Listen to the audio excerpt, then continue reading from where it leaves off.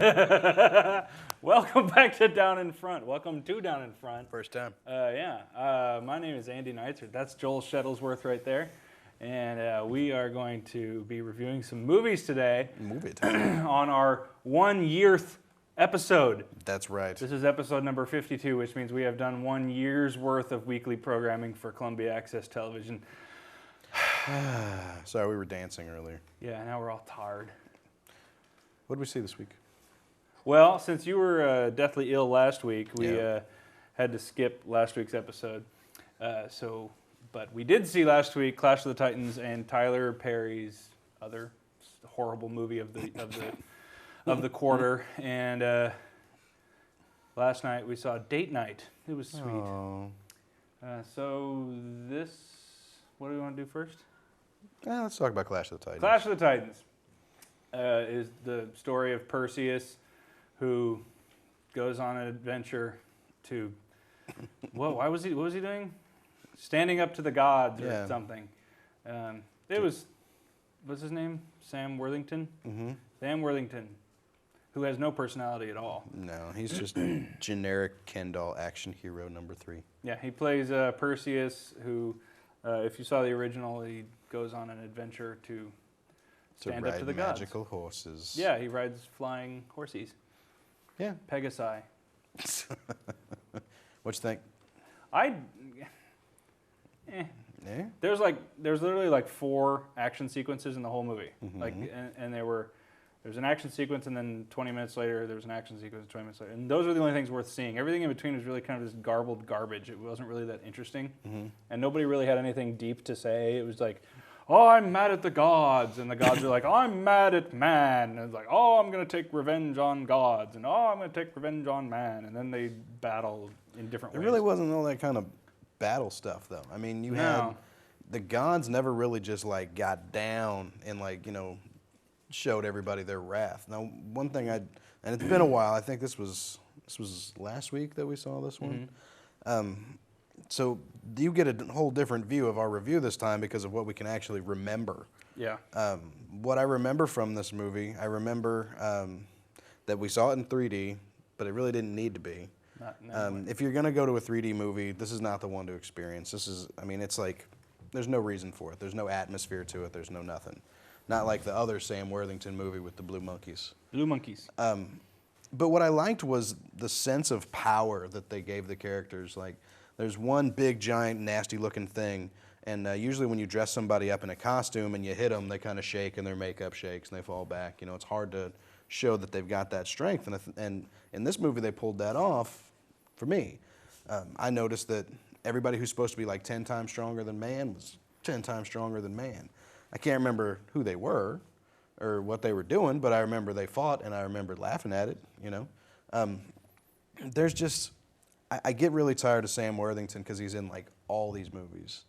He was in Terminator. Do you remember he was in Terminator? Yep. He's been in the... Slavation. Right. And in the Avatar and all that. I mean, like, I'm just really glad he's not doing the Gerard Butler thing. But I don't think he has enough persona for that. There's only so much you can do with that, with just his face, though. I mean, if you don't know who Sam Worthington is, you've seen him 100 times, but the only reason that I remember his name is because I got to tell it to these people. Otherwise it's just, he's just a generic guy. And he stays that way. Like, whenever he plays a character, that character stays Mr. Generic Guy. Perseus, yeah, I mean, unless you would have said it, I wouldn't have remembered. I don't remember what his name is in Terminator, don't remember what his name was in Avatar. So he doesn't really do much. He starts out, like, even when he starts out as this sweet, like, just fisherman's son, he's not believable as that. Yeah, he's like ripped up and like, I'm just here to fish. He's supposed to be this big, tough guy. But he remains that character throughout. He doesn't go through any kind of emotional arc. He doesn't get sad. He doesn't even really get angry. He's just kind of this straight-laced. Well, he does a little bit because like his entire family gets murdered in front of him. So he goes, "Oh man," but that's about it. Yeah, he doesn't really yell, and the picture is him yelling, and I don't even remember if he did that. I think he just held up the head, or they didn't show him yelling. Anyway. Yeah. But he was. He just kind of fumbles. He's like, "Where's that Medusa?" And the one thing that was the most frustrating about this is Super Shredder syndrome, which is really frustrating, and I'll explain what Super Shredder syndrome is. If anybody older than 24-ish. Yeah. Saw the original Turtles trilogy, the 1, 2, and 3. The Secret of the Ooze was the second film. And at the end of the second Empire film... of the trilogy. Yeah, definitely. Lots of Muppets, though. Yeah. Anyway, at the very end of the second film was the Shredder drank this little vial of ooze. He drank the whole thing, and he became this giant hulking creature, Super Shredder. And he comes in, and he throws them around, and then he bashes things in, and then he gets crushed, and then the movie's over. Yeah. And it was the coolest villain in the whole trilogy. He was big, he was scary, he was monstrous, but he only lasted like 30 seconds. Well, in this one, they did it even worse, because they talked about the Kraken in the trailer. If you've seen the trailer, Unleash the Kraken. yeah, you've even seen the Kraken. Well, they talk about the Kraken right at the beginning, and then they talk about it nonstop. It's like their super secret weapon. Exactly. You know, like and they talk about it throughout the whole film. Yep. And then when the Kraken finally shows up, he actually shows up. It takes him about 5 minutes to actually show up. And then when he shows up, you see him from a couple different secretive angles, and then suddenly you see the big roar that you saw in the trailer. And then, maybe one, maybe two more times of the roar, but then he's dead. So it's really frustrating. That's not spoiling anything, because obviously the Kraken doesn't win. But anyway, he gets killed off, and I'm like, no, I wanted to. If you're going to bring him up at the very beginning of the movie, show him a few times throughout. Don't introduce him and then kill him. It's very frustrating, because that was the one thing I was super stoked to see, was this giant creature. It's like if they waited to the end of 2012 to actually have an earthquake happen. Exactly. It's like, here's a whole bunch of build-up, and we're going to talk about it happening, but then, oh, God, an earthquake, oh, movie's over. Yeah. It's exactly what it would have done. So that was what was really frustrating. Yeah. And as far as the story goes, I mean, Greek myths, whatever, dude. Yeah. Come on. I like Greek myths. Overplayed. There's plenty of movies that can be done from Give myths that me have some been done. Tyler Perry or some No. Twilight any No. day of the week. This is going to die off. Transition. What was I doing? Oh, I guess we're talking about Tyler Perry now. See that? That's what I do here. Pro. Well, that graphics, they Yeah. screwed up. Oh, graphics? Yeah. Damn, that was supposed They're to on be the me. ball. You're behind. Tyler Perry, this movie Clash. sucked. Oh, I hate this movie. with a fiery passion. Unleash the Kraken on Tyler Perry.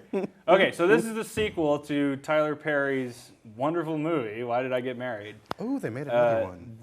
I have never been more frustrated in my life. Well, I'm sorry. I was extremely frustrated when we saw this movie because, well, first of all, there's no Medea, which totally ruins There's it. no reason to have a Tyler Perry movie without Medea. There were 19 people in the theater. We were the Total. We were the only two. We were the. We were the only. Yeah, we were the only two white guys in the theater. And There it is. And literally, there were 19 people in the theater, including us, and 5 of them were on their phone in some fashion or another. They were playing games in front of us, or talking on their phone, or texting, or answering their phone. So there was constantly a phone ringing. There was constantly people talking. There was constantly people with their phones on open in front of us. And if you're in a dark theater and somebody 2 rows ahead of you opens up their phone, it's like shining a spotlight in your face. There's a bug on the set. Sorry. Anyway, and I'm not talking about stereotypes here. I'm talking about these people that were in this theater. And it was the exact, I want to say it was the exact same people that were in the last Tyler Perry movie we saw. And it's... Which one was that one? The Do Bad? I Can Do Bad? No. There's one No, after that? Maybe it was. There's I Can Do Bad. Oh, Medea goes to jail and then I Can Do Bad. Yeah. Okay. Yeah, I Can Do Bad was just We've like... done this show for 1 year, and we've on our 3rd or 4th Tyler Perry movie. Exactly. We went in and we sat down and we were right in the middle of the theater, and in surround sound was people talking on their phones and talking to the movie or talking to each other or playing on their phones or texting, and it was so unbelievably frustrating that I lasted 20 minutes, 30 minutes into the movie. Yeah. Not to mention the fact that the movie was just terrible.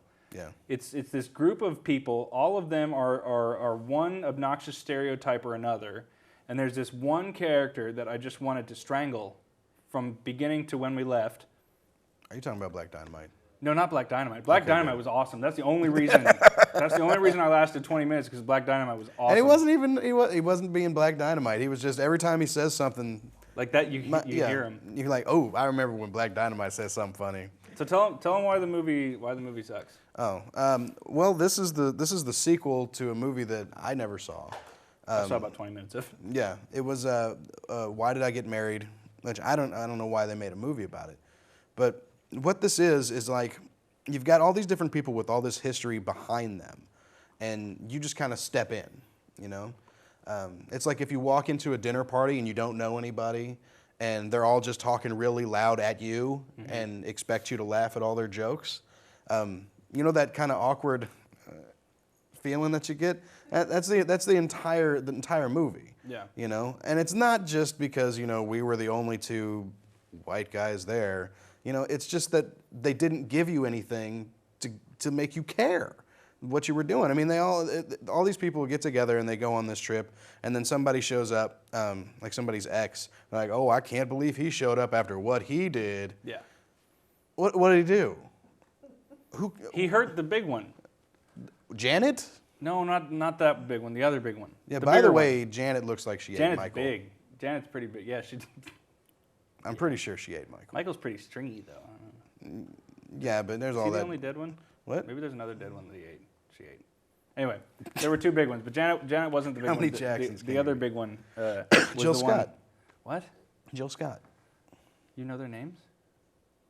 Anyway, so he hurt the big one, and that pissed everybody off that she was there or that he was there, and it was like everybody just kind of sat around. They just sat around and gabbed at each other and Sitting on a jet ski. Yeah, and there were all these individual shots of everybody. Yeah. It would cut. It's your turn to talk. Let's show you. It's Yeah, your turn here, to talk. let's show a little bit of our cinematic awesomeness here. You've got that's not what I'm talking about. You cut away from that, man.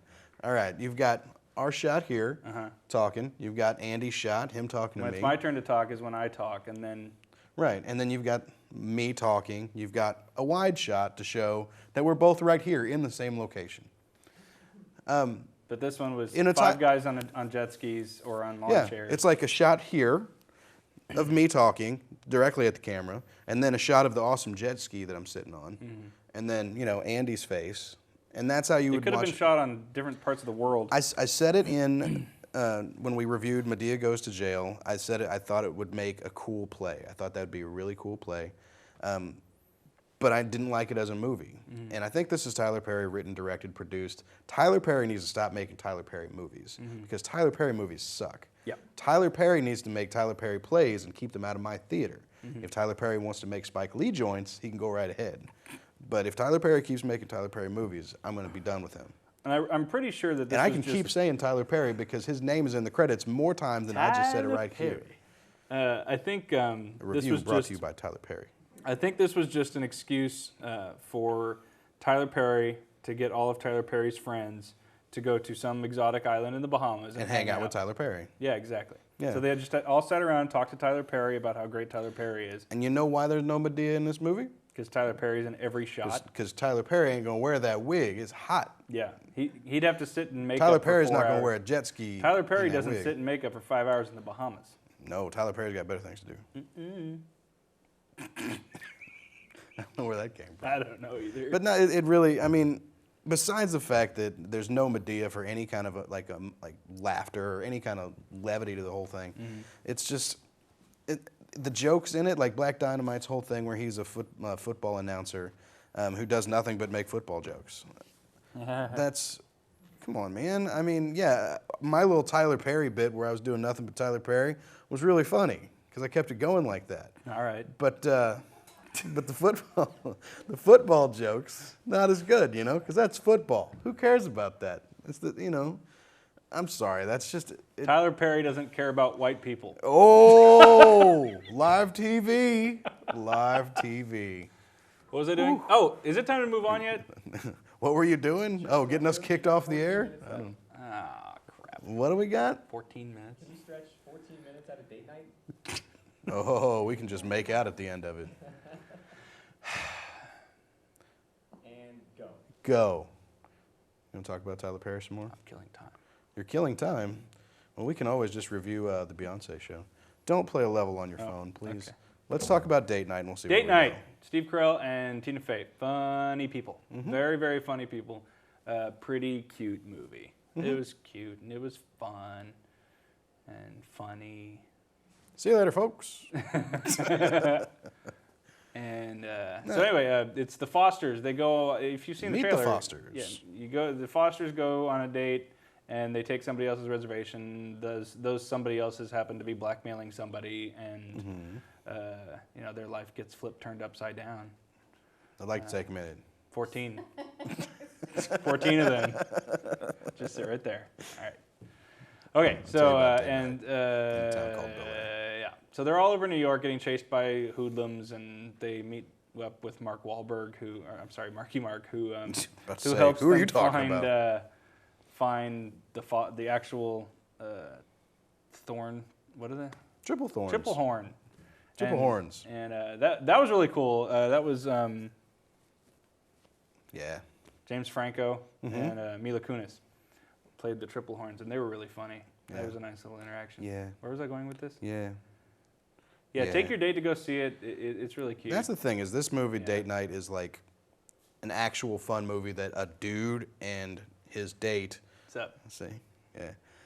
can enjoy. I mean, it's something that's actually funny for everybody. Mm-hmm. It's not like, you remember that movie that came out a couple years ago? That was Date Movie or whatever.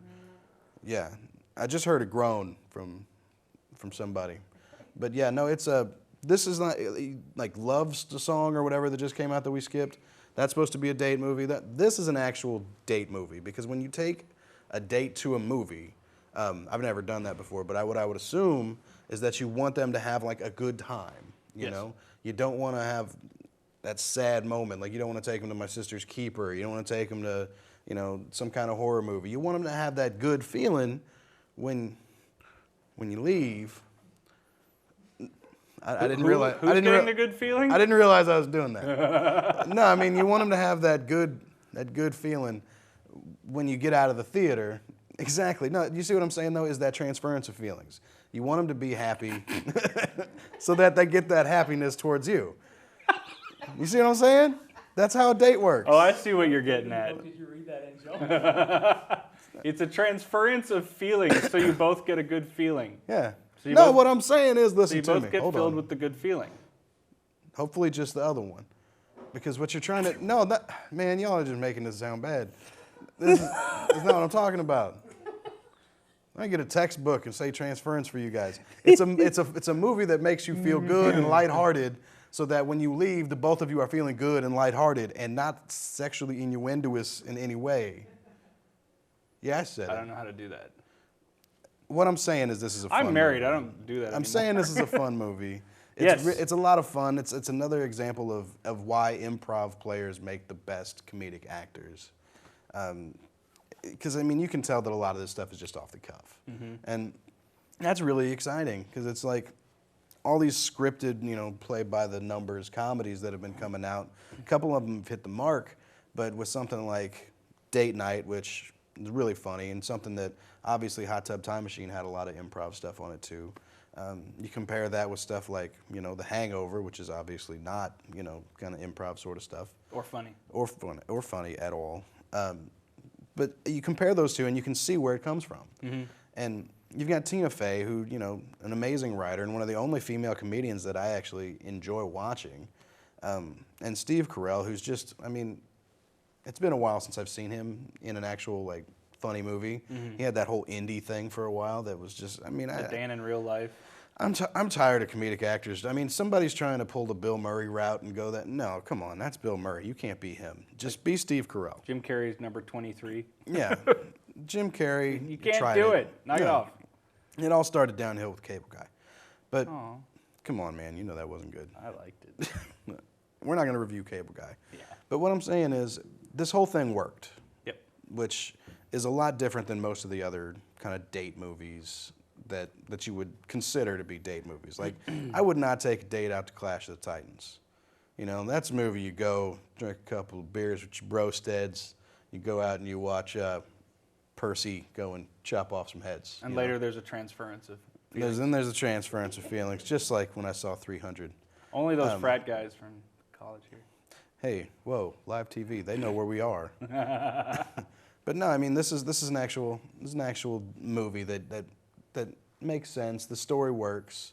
You know, I feel like I've talked way too much about it. I think Yeah, you should give your you review definitely on made it a point that it's a good date movie.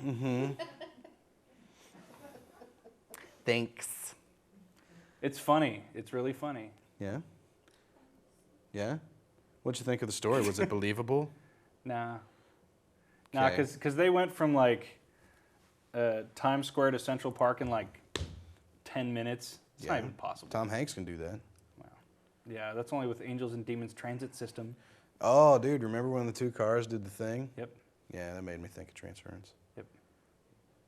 Two cars mated in the movie. That's not possible either. That was kind of annoying. How's that not possible? It's Two not cars. possible. Yeah, but they like when Two you cars turn- docked If a just two like car this. if two cars docked like this, and one car drove forward, if this car would turn left, the other car wouldn't go left perfectly like that, because its wheels would have to turn right in order for the car to actually turn like that. If it turned this way, it would go like this, and snap off. You don't want to do that when you're docking, because you'll snap something off. All right.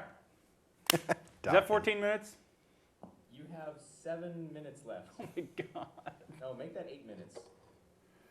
Well, here's what we can do. Are you gonna smoke? No. Here's a question. We're doing a down in front thing. Remember? You Oh. tell people. Yeah, we're going to see the movie, right? Is that what you're talking about? Okay. We're going to see How to Get Your Greek, what? Get him to the Get Him to the Greek, which is coming out, June. Months June and in- months from now. Get Him to the Greek is coming out in June. And our awesomeness, our holy awesomeness, got tickets to go see a advanced screening of it. And we got 6 of them. Mm-hmm. So Joel and myself and Sarah and Logan are going to go see it. So we want 2 people who actually watch the show, which is probably 2 people, Yeah. to Both of you. email. Do we have the email? Email graphic. Show us the email. Do we have the email graphic?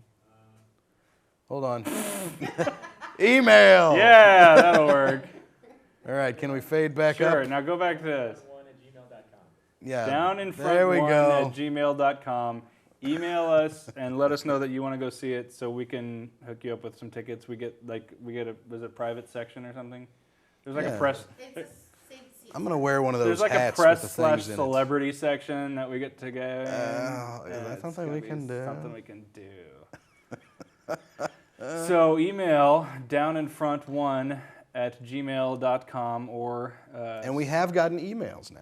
yeah, we have gotten 2 emails. Yeah. Bastards. Now, remember when we didn't have emails and we were all upset? Now we don't care. We only want emails when we ask for them. Yeah. Jerks. Actually, it wasn't too bad. What is it? He said that we don't have good on-screen personas. No, he said he couldn't say that. Not that we didn't have it, just that he couldn't No, he say said it. I can't say that you have Yes, exactly. that it's especially good or that you have good on-screen personas. Didn't he say it was like an accident he couldn't look away from? Yeah, he said it's like a car accident you can't look away from. Yeah. I love him. He said he can't. He said he can relate to us though. So Yeah. No, we're because just we're like you. We're just like you. What was his name? Justin, I think. Justin or whatever. the guy. Whatever. You're not watching. You watched one episode and judged us. I don't want your criticism. What do you think you are? Downinfront1@gmail.com. Where's it at? Come on. Date night. Was that 8 minutes? Where are we at? Come on. Where's my graphics? Ah, Wow. Jeez. All right. Well, anyway, we're doing the get them to the Greek. Yes. So send an email. Send an email to that graphic that If you wanna obnoxiously popped in front If of you us. want to review the movie with us, oh my God, this show is falling apart. We need you on this show. Yeah. We need some extra Somebody help. take my place. Yeah, we need somebody to come up here and replace us. So I have some, downinfront1@gmail.com. We'll go see the movies. You can review it for us. You'll be our little puppets. How you doing with your fingers there, buddy? I believe in good grooming. Let's have a thanks to the people and So I would like to thank our underwriters The following list. in no particular order. Actually, let's try to alphabetize. Maybe that'll help.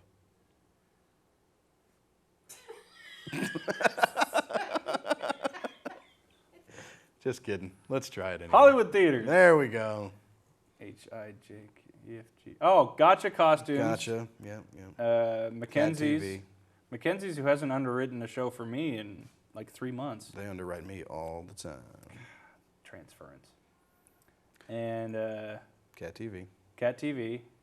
And Tiger Embroidery for these awesome down in front shirts, which you can have. Can I have mine? We have You like put mine. 3 left. Stop doing that. I don't have a shirt. Andy wanted it, or Joe wanted a shirt. Now I needed a shirt. See? All right, put it back. Put it back. Anyway, that's the show. We'll see you next week. Wait, we didn't. Oh, yeah. Tiger Embroidery, Mackenzie's, Hollywood Theaters, Gotcha Ragtag. Costumes, Ragtag Cinema, and Cat TV. Thanks.